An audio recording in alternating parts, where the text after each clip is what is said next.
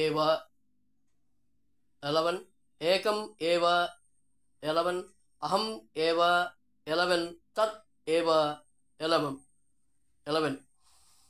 वंदे सच्चित्प्रभुं सर्वलोकैकनाथं वंदे स्वयंभुवं वंदे एकात्मस्वरूपं निराकारं वंदे स्वयं प्रकाशं वंदे स्वस्वरूपं वंदे स्वस्वरूपं अकृतं वंदे स्वरूपोत्तमं वंदे परममौनिं निष्कळं वंदे परिपूर्णम्।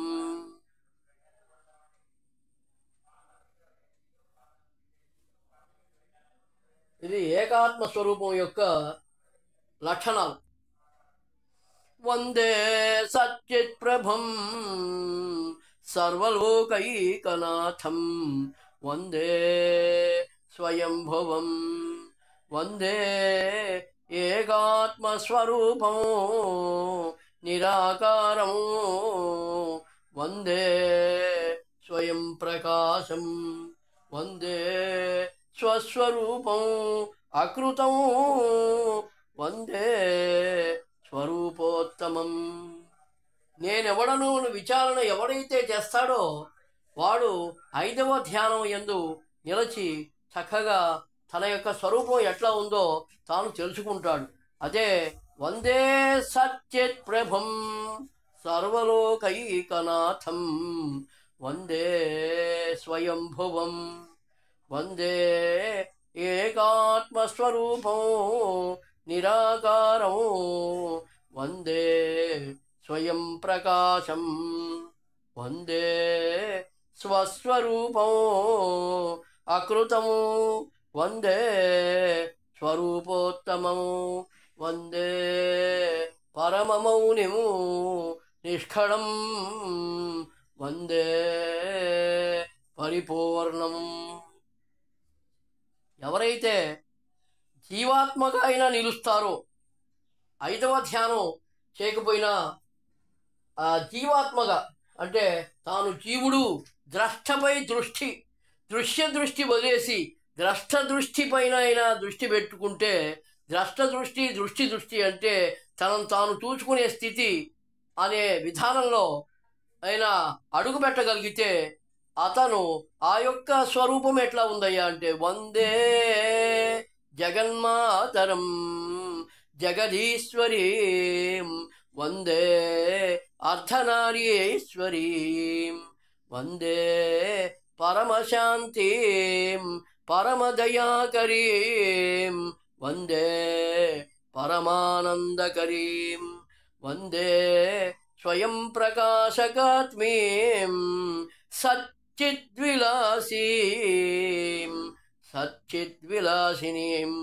వందే అక్షరీం వందే అసృష్ఠీం నిష్కళాత్మీం వందే నిత్యాత్మస్థితిం.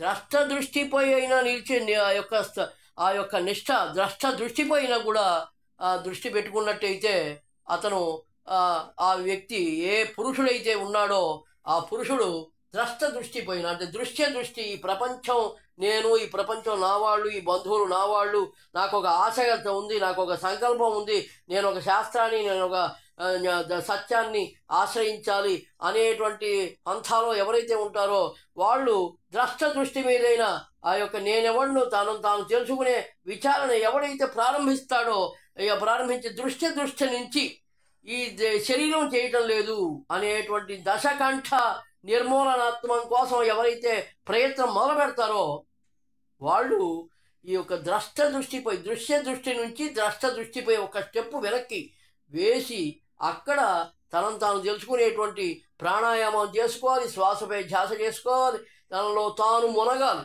ఆ మునిగిన కొన్ని సంవత్సరాల తర్వాత 35 సంవత్సరాలు పట్టింది ఆ లోపలికి పోవడానికి. అప్పుడు అక్కడ తన యొక్క సాక్షాత్కారం అక్కడ కలుగుతుంది. తన యొక్క స్ఫురణ ఏమిటో అక్కడ తెలుస్తుంది. ఆ స్ఫురణ ఖాళీ, ఆల్ ఆఫ్ ది స్పేస్ అంతా కూడా అక్కడ ఉంది.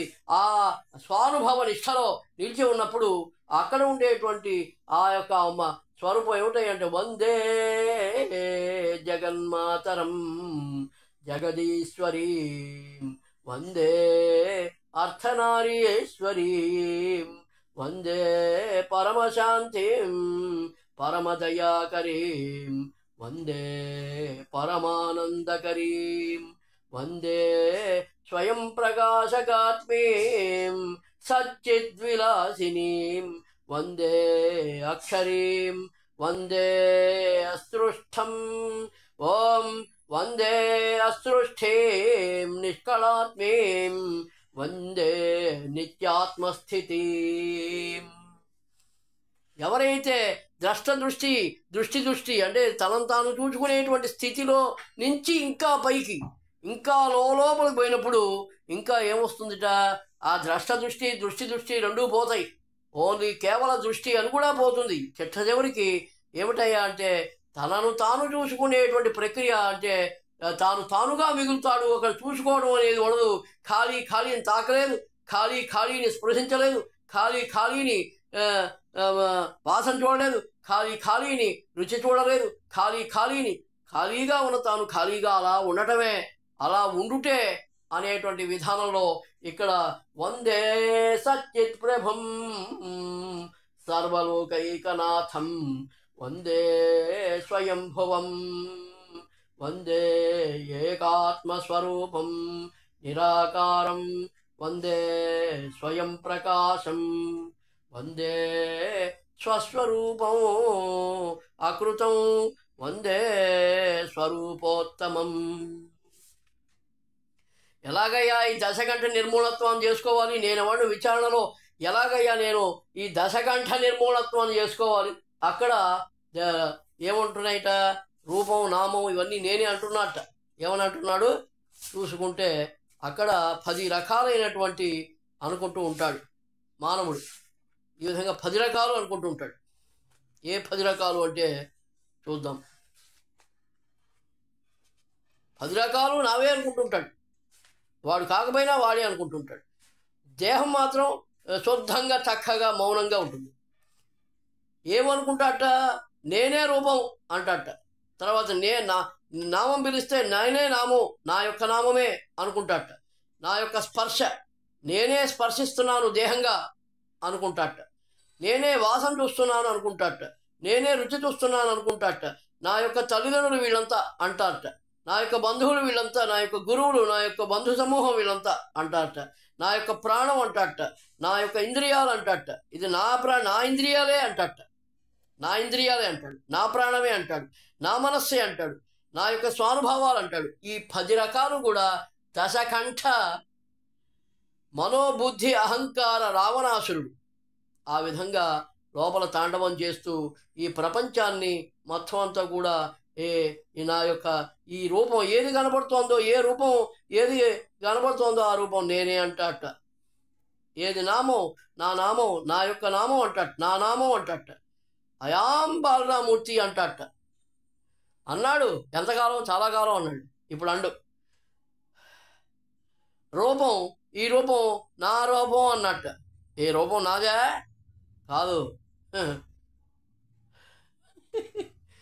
నా నామం, నా యొక్క నామం, నా నామం అంటట. నాకు నామమే లేదు, నాకు రూపమే లేదు. ఈ విధంగా ఆ ద్రష్ట దృష్టిలో అడుగుపెట్టినప్పుడే తెలుస్తుంది.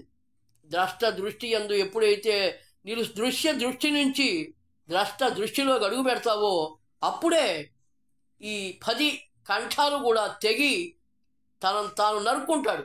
ద్రష్ట దృష్టిలో అడుగు పెట్టే ప్రయత్నం చేయాలి, అంతవరకే చేయాల్సింది. ద్రష్ట దృష్టిలో అడుగు పెట్టే ప్రయత్నం మాత్రమే చేయాలి. అంటే తన లోపల తాను మునగాలి. తన లోపల తాను మునిగి అంటే ప్రాణాయామం, కుంభక ప్రాణాయామం చేసిన తర్వాత, శ్వాసపై ధ్యాస చేసిన తర్వాత, నేనుపై ధ్యాస చేసిన తర్వాత, అన్ని పారాయణాలు ముగించిన తర్వాత, ఆ తర్వాత ప్రాణాయామం చేసుకుని, ఆ తర్వాత శ్వాసపై ధ్యానం చేసుకుని, ఆ తర్వాత ఈ యొక్క ధ్యానాలు మొదలుపెడితే, ఒక్కొక్క ధ్యానం మొదలుపెట్టుకుంటే మినిమం 3వ ధ్యానం వరకైనా వస్తే, అంటే ద్రష్ట దృష్టిపై అడుగు పెట్టగలిగితే, అక్కడ తనలో తాను మునిగితే కొన్ని సంవత్సరాలకి ఖాయంగా తన యొక్క రూపం ఏమిటో తనకు స్మరణ వస్తుంది. నాకు మొట్టమొదట మహాశూన్యం వచ్చింది, ఆ తర్వాత ఖాళీ అనేటువంటిది స్పష్టతగా అక్కడ వచ్చింది. కానీ ఇంకా ముందుకు, ఇంకా లోతుల్లోకి పోవాలి, ఇంకా లోతుల్లోకి పోవాలి. కాబట్టి ఈ విధంగా దశకంఠ నిర్మూలనత్వం జరిగింది. రూపం నేను కాదు, నామం నేను కాదు, స్పర్శ నాది కాదు, ఇంద్రియాలది.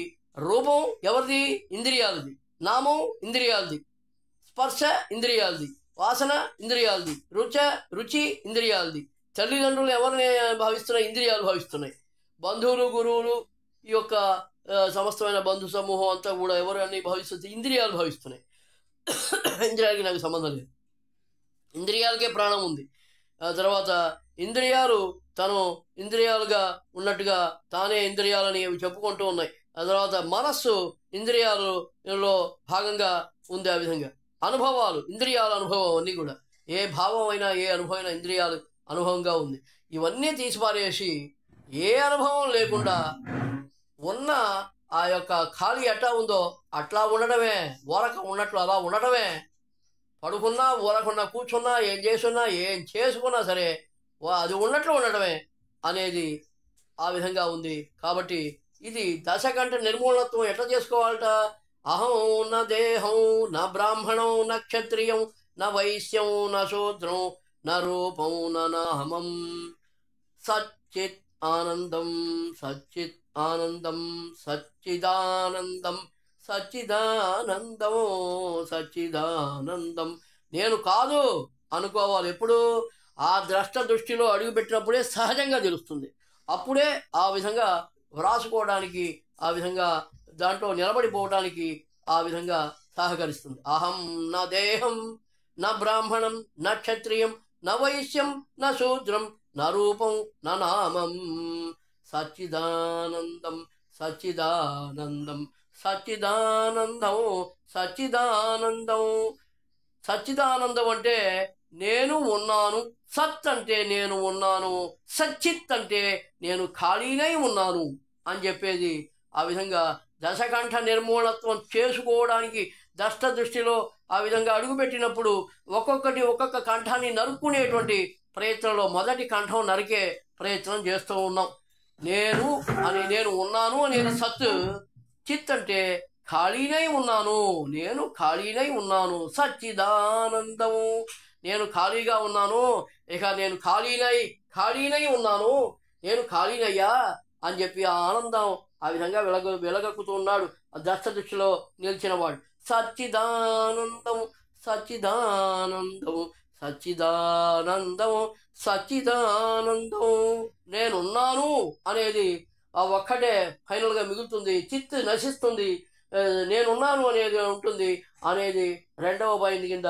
సత్ ఆనందం సత్ ఆనందం సదానందం. సత్ ఆ కలిపితే సదా అవుతుంది. సదానందం సదానందం సదానందం సదానందం. మొదటి కంఠం తెగిపోతుంది అక్కడికి.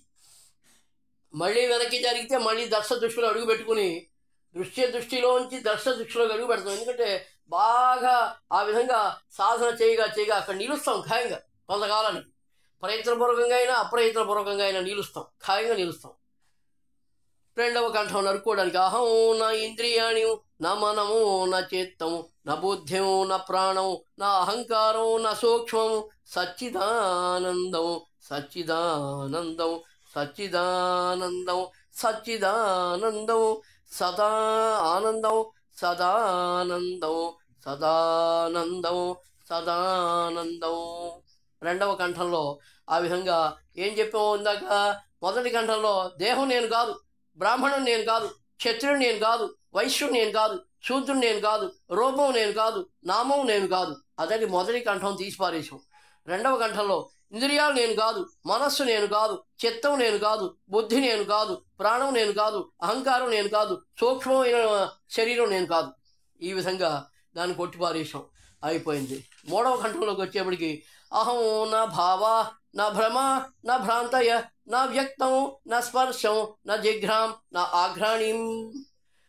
ఏ భావమైనా నేను కాదు, భ్రమలు నేను కాదు, భ్రాంతులు నేను కాదు, వ్యక్తమైంది నేను కాదు, స్పర్శ తగిలేది నేను కాదు, వాసన చూసేది నేను కాదు, తర్వాత రుచి చూసేది నేను కాదు.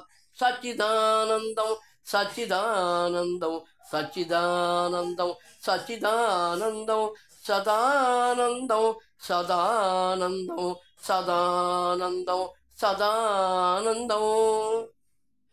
నా మూడో కంఠం తెగన అడిగేశాం, అయిపోయింది అక్కడికి. ఏది నేను కాదనుకున్నావో ఇక ప్రశాంతంగా ఉంటావు. ఎవరేమన్నా ఏం పట్టించుకోవు. ఎవరు ఉన్నారా ఏమన్నా? ఉన్నది నువ్వు ఒక్కడివే, అక్కడ ఉన్నావు, నువ్వు అక్కడవే ఉన్నావు. ఎప్పుడైతే దర్శనదృష్టిలో అడుగు పెట్టావో ఇంకెవరన్నా ఉన్నారా? ఉన్నది నువ్వు ఒక్కడివే. కాబట్టి నీ యొక్క లోకంలో నువ్వు ఉంటావు. ఎవరు అనేటువంటి నీకు ఎవరు లేరు, ఉన్నది నువ్వే. ఏ శబ్దం వచ్చినా అది నీదే. నీ నుంచి నీకు శబ్దం వస్తుంది. ఆ శబ్దం నువ్వు వినకుండా ఉండేందుకే దర్శనదృష్టిలో ఉండిపో. ఇంకా లోపలికి పోతే వినపడవు కూడా, కొంతకాలానికి వినపడవు అని చెప్పారు గురువుగారు. బా, ఆ స్థితి రావాలి, ఇంకా లోపలికి పోతాం, హాయిగా ఉంటుంది. అహం నజం అహం నజరం నమరం నమృతం నభయం నద్వయం నద్వయితం.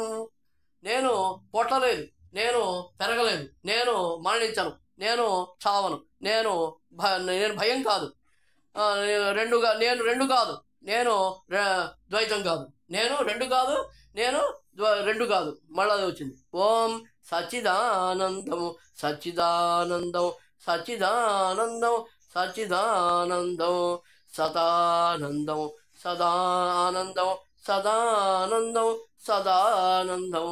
నాలుగో కంఠం నరిగేసుకున్నాం. ఇంకా అలాగే చాలా ఉంటుంది, చాలా పద్ధతిగా అక్కడ.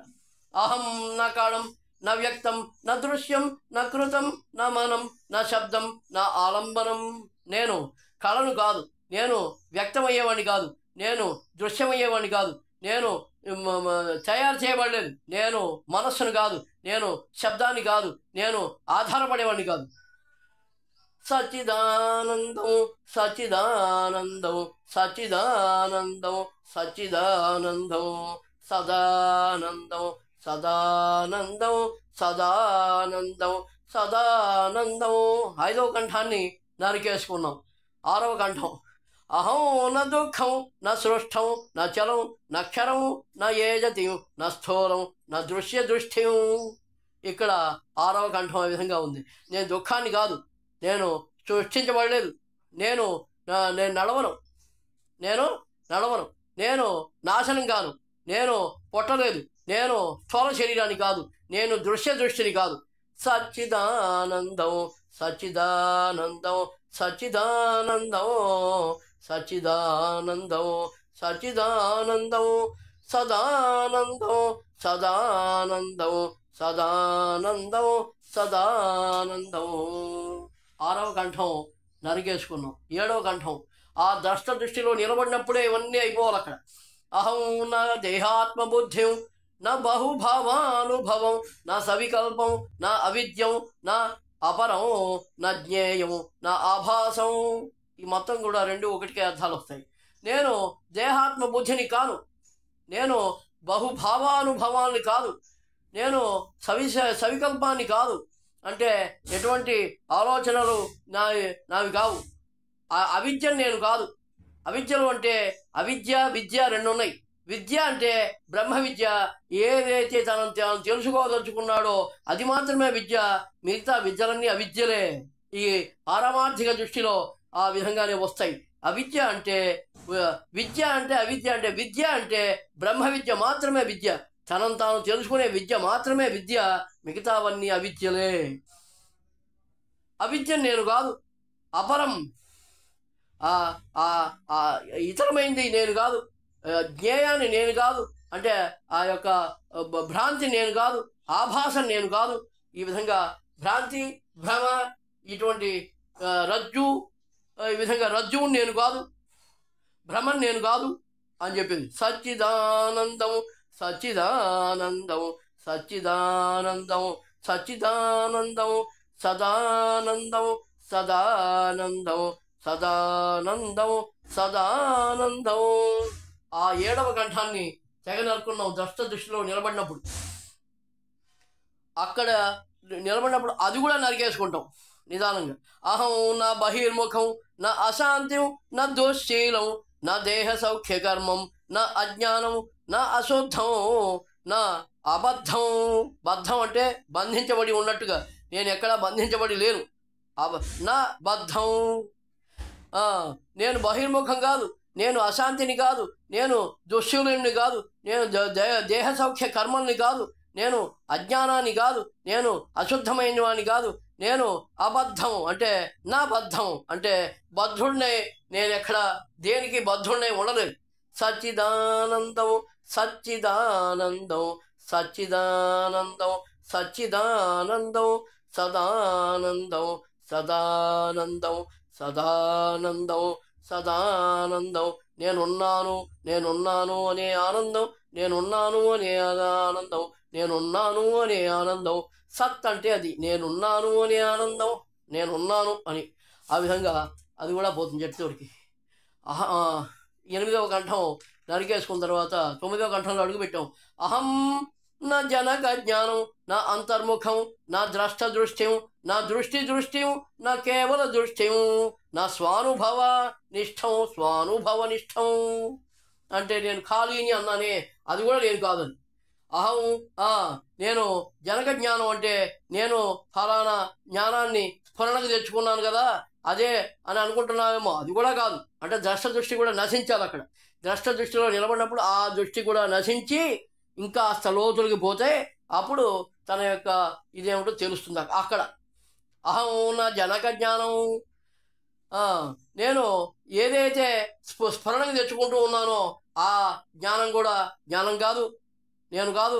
అంతర్ముఖం అంతర్ముఖమైంది కూడా నేను కాదు. ద్రష్ట దృష్టి మనస్సు నేను అనుకుంటున్నాను కదా అది కూడా నేను కాదు. దృష్టి ఏదైతే మనస్సు నేను కాకుండా నాకేదో స్ఫురణ ఖాళీ అంటున్నాను, ఆల్ ఆఫ్ ది స్పేస్ అంటున్నాను, ఆకాశం అంటున్నాను, అది కూడా నేను కాదు. కేవల దృష్టిగా విధంగా కూర్చుంటున్నాను, అది కూడా నేను కాదయ్యా. స్వానుభవనిష్టం నా స్వానుభవనిష్టం. నాకేదో ఖాళీ స్ఫురణకు వచ్చింది కదా ఆ ఖాళీనే నేను అనుకుంటున్నా కదా అది కూడా నేను కాదు. ఏది మరి ఖాళీ, అది ఏది కాకుండా లోపలికి మునిగితే, ఇంకా లోపలికి మునిగితే అది ఉన్నట్టు నేను ఉండటమే. ఖాళీ ఎట్టా ఉంది దాన్ని ఉన్నట్లు ఉండటమే. అది అని నేను అనుకుంటే కనుక స్వానుభవం ఇష్టం అవుతుంది. మళ్ళీ అది లేకుండా అట్ట ఉండదు. సచ్చిదానందం సచ్చిదానందం సచ్చిదానందం సచ్చిదానందం సదానందం సదానందం సదానందం సత్ ఆనందం. 9వ కంఠం నరుక్కున్నాం. అంటే ఆ ఉన్న స్థాయి కూడా తీసి పారేసాం. ద్రష్ట దృష్టి ఈ రెండే ఉంటాయి. ఆ ద్రష్ట దృష్టిలో అడుగుపెట్టినప్పుడు దృష్టి నుంచి బయలుదేరగాలి. ఫస్ట్ దృష్టి నుంచి బయలుదేరి ద్రష్ట దృష్టిలో అడుగు పెడితే ద్రష్ట దృష్టి రెండే ఉంటాయి. అంటే ద్రష్ట దృష్టి అంటే ఏదైతే ఇంద్రియాలుగా చేస్తున్నాయి నేను కాదు అని, ఈ శరీరం కాదు అనేటువంటిది అక్కడ స్టార్టింగ్ పాయింట్లో అక్కడ వస్తుంది. తర్వాత దృష్టి అంటే తాను ఎవడయ్యా అసలు అని తెలుసుకోవడానికి లోపలికి మునిగితే దానికి ఒక లోపల కటిక చీకటి ఇంకా లోపలికి పోతుంటే అట్ట తనకి తెలుస్తుంది. ఏదో ఒకటి స్మరణకు వస్తుంది, ఖాయంగా ఏదో ఒకటి స్మరణకు వస్తుంది. కాబట్టి అప్పుడే తన యొక్క స్థితి ఫలానా అని తెలిసిన తర్వాత తాను ఏం చెయ్యాలో అది చేసుకుంటాడు.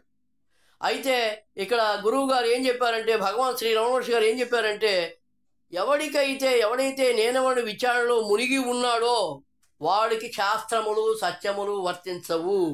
వాడికి ఏది కావాలనుకుంటే, అంటే ఆసక్తి లేకుని వాడికి ఆసక్తి ఉన్నవాడికి సంకల్పం ఉంటుంది, శాస్త్రం ఉంటుంది, సత్యాలు ఉంటాయి, అన్నీ ఉంటాయి. ఆసక్తి లేని వాడే ద్రష్ట దృష్టిలోకి అడుగు పెట్టగలడు. ఆసక్తి లేనివాడు అడుగు పెట్టగలడు. ఆసక్తి ఉన్నవాడు ద్రష్ట దృష్టిలోకి అడుగు పెట్టలేడు. అసలు నేను ఒకటి ఉందా, ఇది ఇలా ఉంటుందా అని లోపలికి మునిగి సాధన చేయడానికి వాడికి మనస్సే వాడికి ఇష్టం ఉండదు.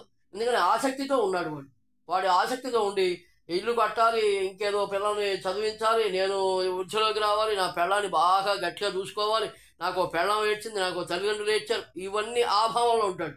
అంటే వాడు ఇంకా ఆ దేహ భ్రాంతిలోంచి భ్రాంతి పోగొట్టుకోవడానికి కూడా ప్రయత్నం చేయడానికి మనసు సంకల్పం లేదు.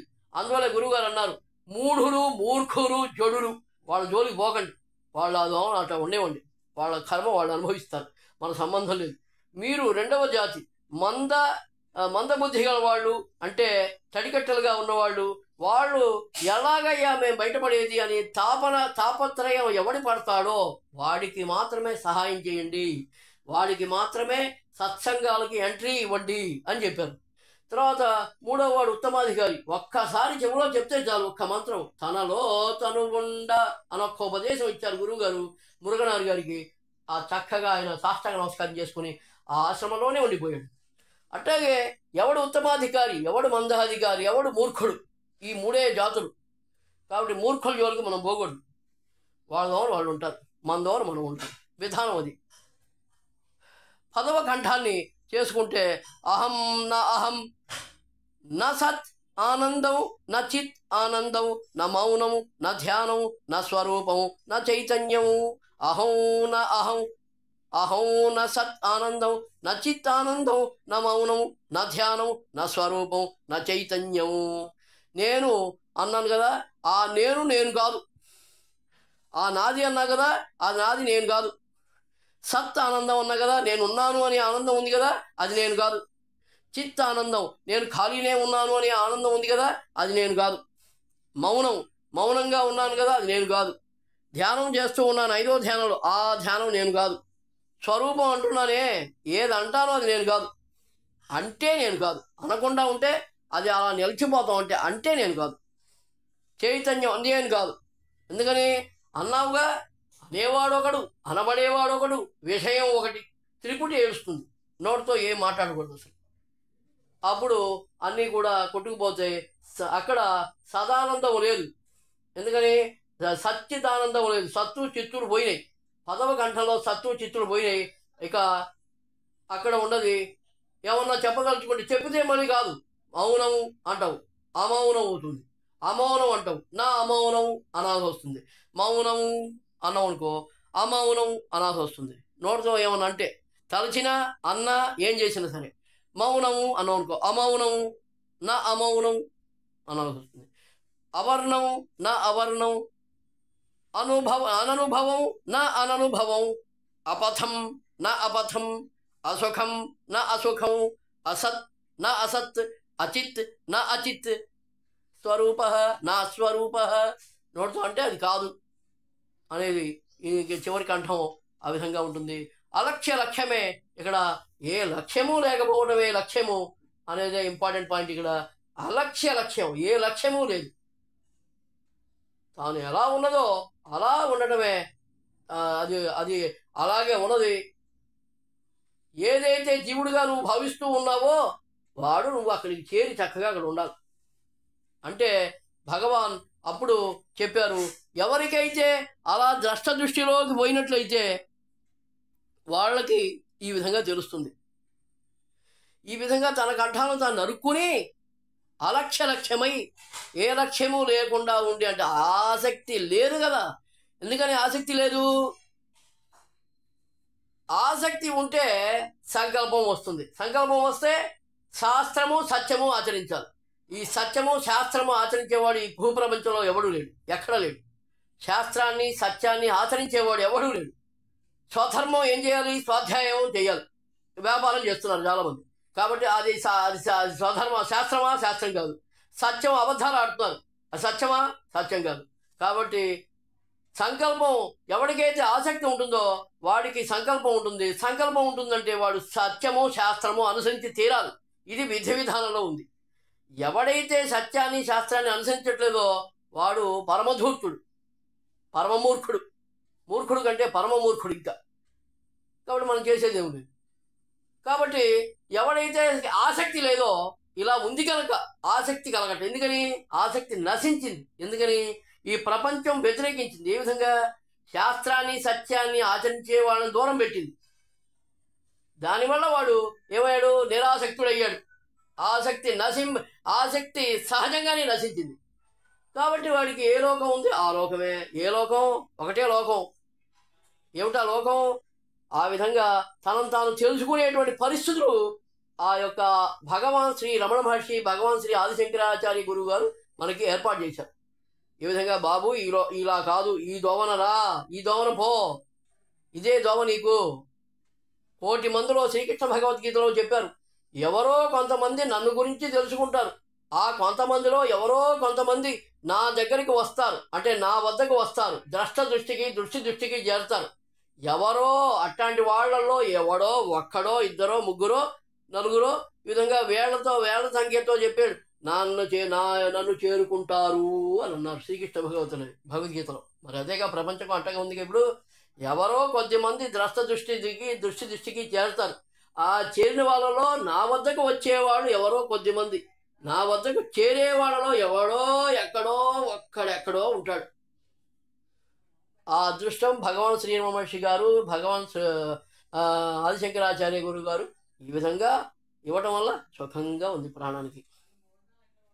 ఈ విధంగా లక్ష్యంగా ఉండి ఆ విధంగా ఉండాలి అనేటువంటిది ఇక్కడ ఎవరికి వారికే తెలుస్తుంది, ఎవరికి వారికి తానికే తెలుస్తుంది. అప్పుడు ఏమిటయ్యా అంటే అక్కడ రెండు నేనులు ఉన్నాయని స్పష్టం అవుతుంది. ఎక్కడ ఎవడైతే లోతుల్లోకి మునిగి ఉన్నాడో వాడు ఒక నేను, ఎవడైతే శుద్ధబద్ధుడై మూర్ఖుడై ఉన్నాడో మందబుద్ధి ఉత్తమాధికారి ఇద్దరికి ఈ దర్శనానికి చేరే అర్హత ఆ అనుగ్రహం లభిస్తుందట. మూర్ఖుడు ఎవరైతే ఉన్నాడో వాడు చీపో వదలబో, నువ్వు పనికిరాని దద్దమ్మవి, పడుకుంటావు, తింటుంటావు, సోమరిపోతావు అని ఈ విధంగా విమర్శిస్తూ తానేదో గొప్పవాడు అన్నట్టుగా ఆ విధంగా తాను ఆసక్తితో సంకల్పంతో సత్యాన్ని శాస్త్రాన్ని అనుసరిస్తే పర్వాలా, ఆ రెండు విసర్జించి పారేసి తన గుణం ఎట్లాంటిదో తన యొక్క స్వభావం ఎట్లాంటిదో స్వభావరీత్యా తన యొక్క శాస్త్రాన్ని అనుసరించాలి అని శాస్త్రం ఉంది ఇక్కడ. స్వభావరీత్యా నువ్వు బ్రాహ్మణువైతే స్వాధ్యాయం చెయ్యి, బ్రాహ్మణువి కాదా శూద్రుడివా శూద్రం దానికి ఏది ఉందో అది చెయ్యి, క్షత్రియ ఉందా పరిపాలన చెయ్యి, లేకపోతే వైశ్యుడివా వ్యాపారం చెయ్యి, అది ఉంది శాస్త్రం. అది తర్వాత సత్యం ఆచరించాలి. శాస్త్రము సత్యము ఈ రెండు వదిలిపెట్టేసి ఉండేవాడు పరమమూర్ఖుడు. వాడే పరమమూర్ఖుడు, వాడు ఏదో గొప్పవాడని వాడు చెప్పుకుంటూ ఉంటాడు, వాడు పరమమూర్ఖుడు. కాబట్టి అట్లాంటి వాడు రెండవ నేను, అది రెండవ పాయింట్. ఇక్కడ రెండవ నేనంటే భగవాన్ శ్రీ రమణ్ గారు ఏమన్నారంటే ఆయన చెప్పింది విధానం వేరు. ఆయన చెప్పింది ఏంటంటే జీవాత్మగా వచ్చిన వాడు ఒక నేను, పరమాత్మగా నిలిచిన వాడు ఒక నేను. పరమాత్మగా నిలిచిన వాడు ఒక నేను, జీవాత్మగా నిలిచిన వాడు ఒక నేను అని భగవాన్ శ్రీరామహర్షి గారు చెప్పారు. అయితే నా అనుభవం అందు ఇలా వచ్చింది. ఇలా ఎవరైతే జీవాత్మగా నిలిచారో వారొక నేను, జీవాత్మగా నిలవడానికి ఎవడైతే ఇష్టం చూపించట్లేదో వాళ్ళు ఒక నేను. జీవాత్మగా నిలిచిన వాడు నేను అన్నారు ఆయన. జీవాత్మగా నిలవని వాళ్ళ గురించి ఆయన రాయలా. పరమ మూర్ఖుల జోలికి పోకండి అని రాశారు అంతే. ఆయన మూర్ఖుల జోలికి పోకండి, వాళ్ళంతటా వాళ్ళు అడిగితేనే మనం చెప్పవలను, లేక చెప్పరాదు. వ్యవహారంలో అద్వైతం పనికిరాదు, ద్వైతమే. వాళ్ళు నీతో ఎలా పలకరిస్తున్నారో వాళ్ళతో మీరు అలాగే పలకరించండి. చక్కగా శ్రీ రమణ భక్త విజయంలో భక్తులు ఆయన అడిగినప్పుడు ఈయన సమాధానం చెప్పారు. అయ్యా మీరు సాధనలో ఉన్నారు కదా, ఉండండి. ఎవరైనా మిమ్మల్ని ఏ రకంతో చూసి పలకరిస్తున్నారో మీరు ఆ రకంతో చూసి పలకరించండి. వ్యవహారంలో అద్వైతం పనికిరాదు, ద్వైతమే. వ్యవహారంలో ద్వైతమే. ఎవరైనా మిమ్మల్ని పలకరిస్తే మీరు వాళ్ళని పలకరించిన విధానంలోనే పలకరించండి.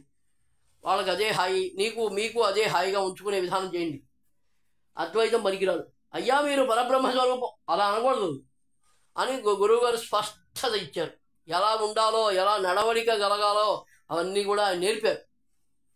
వ్యవహారంలో ఎవరు ఎలా మీతో వ్యవహరిస్తున్నారో వాళ్ళతో మీరు అలాగే వ్యవహరించండి. యుద్ధం చేయాలంటే యుద్ధం చేయండి, తప్పు లేదు. ఎందుకంటే వ్యవహారం లేదు అసలు. మనకి మన జోలికి వస్తే మనం పోరాటం చేస్తాం. మనం మరణాన్ని ఈజీగా ఇచ్చేయకూడదు. అక్కడ మనకి శరీరం లేదు అయినా సరే వాళ్ళు వచ్చి ఆ విధంగా చేసినప్పుడు మీరు పోరాటం చేయండి, ఏం పర్వాలేదు. మందోలు మనం ఎక్కడో ఉంటాం, అయినా సరే వస్తే ఇప్పుడు కాదు. కాబట్టి తాను తెలుసుకున్నవాడు పరమాత్మగా నిలిచినవాడు ఒక నేను, జీవాత్మగా ప్రయత్నం చేస్తూ నిలబడ్డవాడు ఒక నేను. ఇది విధానం.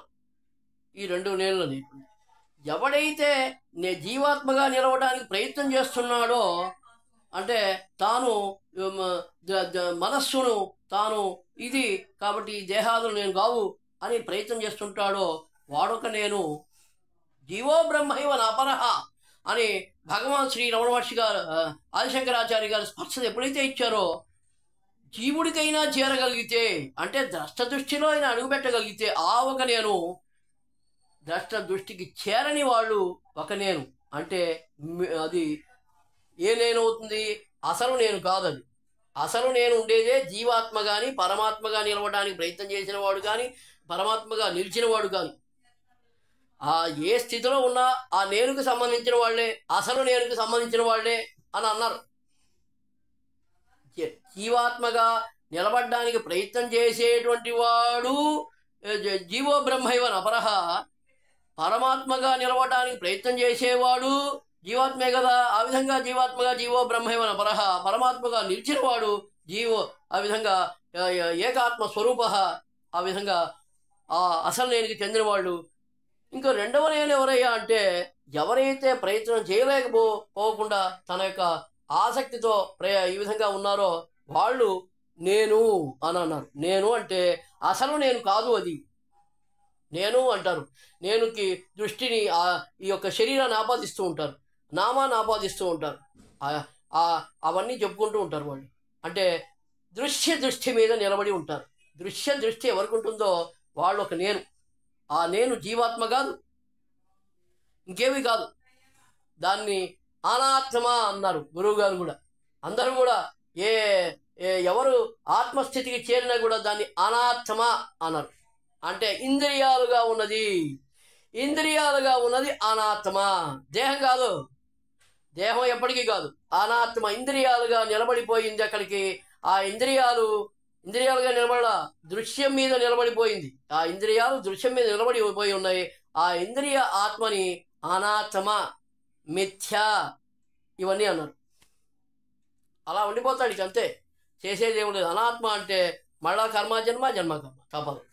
మళ్ళా వచ్చే జన్మలో అయినా సరే ఏ జన్మ ఎత్తినా కూడా మళ్ళీ తాను తెలుసుకోగలిగితేనే ఆ జన్మ రాకుండా జన్మరహిత్యంగా ఉంటుంది అనేటువంటిది ఇక్కడ స్పష్టత ఇచ్చారు. ఆ విధంగా ఉంది. ఈ 10 మాత్రం దశకంఠ నిర్మూలన స్తోత్రం. ఇది భగవాన్ శ్రీ దోనేపూడి బాలరామమూర్తి గురువు గారు, నాకు గురువు గారు ఆయన మహామూర్ఖ శిఖామణి శతకం రాశారు, అరుణాచలేశ్వర సప్తశతి రాశారు.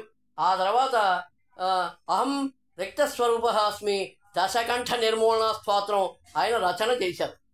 ఆ విధంగా ఆ యొక్క ధ్యానంలో నిలిచినప్పుడు ఆయన వ్రాసుకున్నారు. ఆ విధంగా ఇంద్రియాలతో ఈ శరీరం యొక్క కలంతో, ఆ శరీరం యొక్క కలంతో ఆ విధంగా ఆయన భగవాన్ శ్రీ దోనేపూడి బాలరామమూర్తి మా గురువు గారు వ్రాసుకున్నారు. ఆ గురువు గారు వ్రాసుకున్నది నేను చదువుకుంటూ ఉన్నాను, ఈ విధంగా పారాయణ చేసుకుంటూ ఉన్నాను. ఓం నమో భగవతే శ్రీరమణాయ. ఓం నమో భగవతే శ్రీరమణాయ.